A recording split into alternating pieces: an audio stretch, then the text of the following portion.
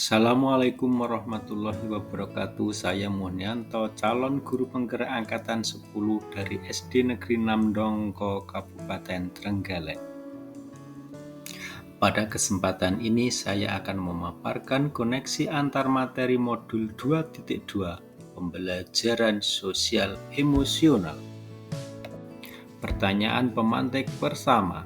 Apa kesimpulan tentang perubahan pengetahuan, keterampilan, sikap sebagai pemimpin pembelajaran setelah mempelajari pembelajaran sosial dan emosional?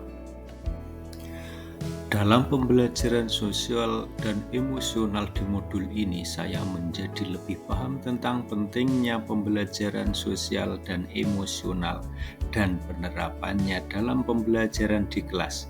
Pembelajaran sosial dan emosional merupakan salah satu cara untuk mewujudkan pembelajaran yang berpihak kepada murid. Hal ini sangat mendukung keterampilan dan sikap saya sebagai pemimpin pembelajaran, karena dalam penerapan pembelajaran sosial dan emosional dapat memperhatikan dan memahami sosial emosional para siswa.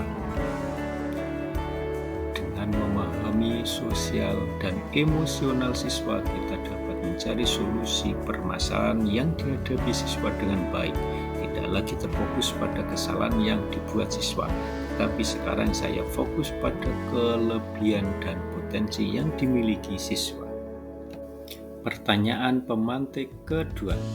Apa kaitan pembelajaran sosial dan emosional yang telah Anda pelajari dengan modul-modul sebelumnya? Pembelajaran sosial dan emosional terkait erat dengan modul-modul sebelumnya. Modul 2.2 pembelajaran sosial dan emosional sangat terkait dengan modul 1.1 filosofi pendidikan Ki Hajar Dewantara. Salah satu pemikiran Ki Hajar Dewantara adalah pembelajaran yang berhamba kepada anak, yang merupakan pembelajaran yang berpihak kepada murid.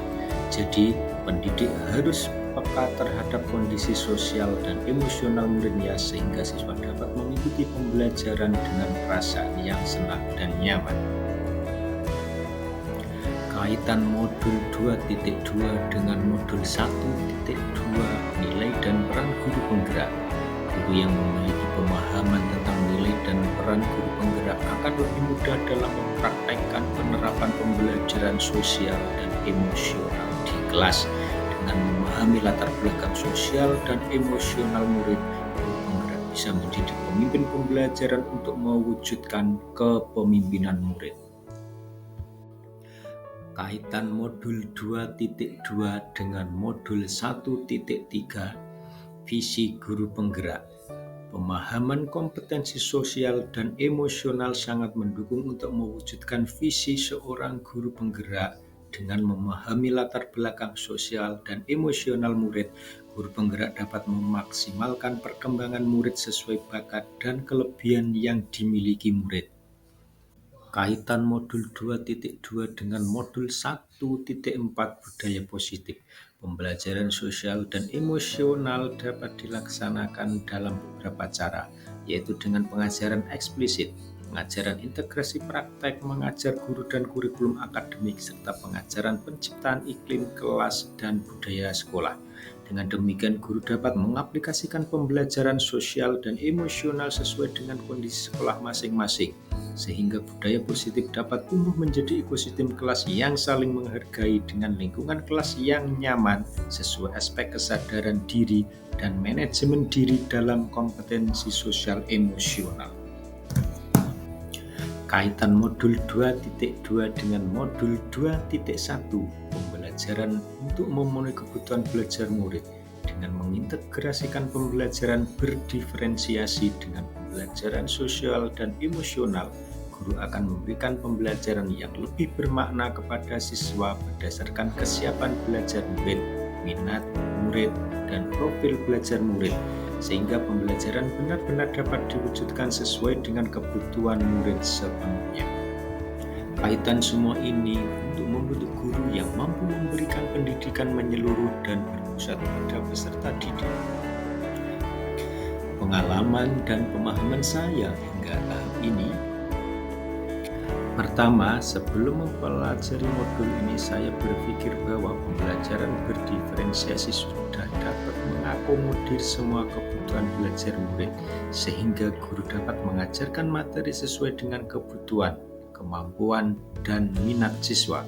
Setelah mempelajari modul ini, ternyata untuk mewujudkan pembelajaran yang berpihak kepada murid sangat diperlukan kompetensi sosial dan emosional.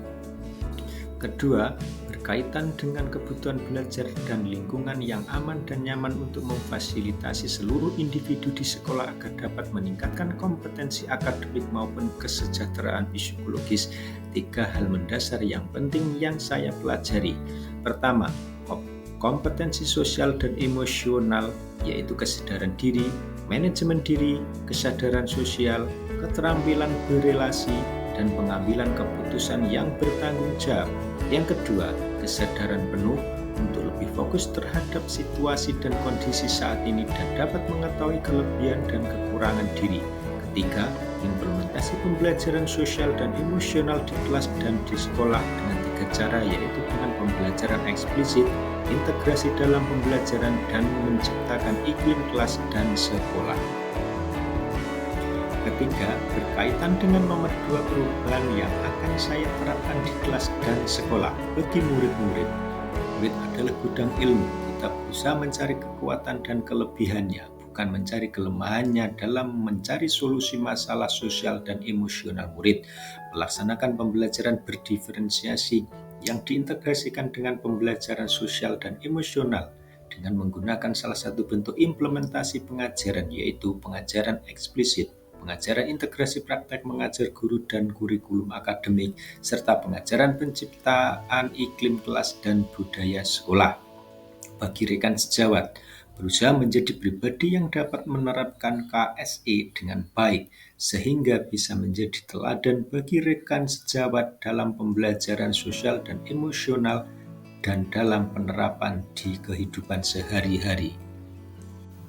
Demikian tadi koneksi antar materi modul 2.2 pembelajaran sosial emosional yang dapat saya sampaikan.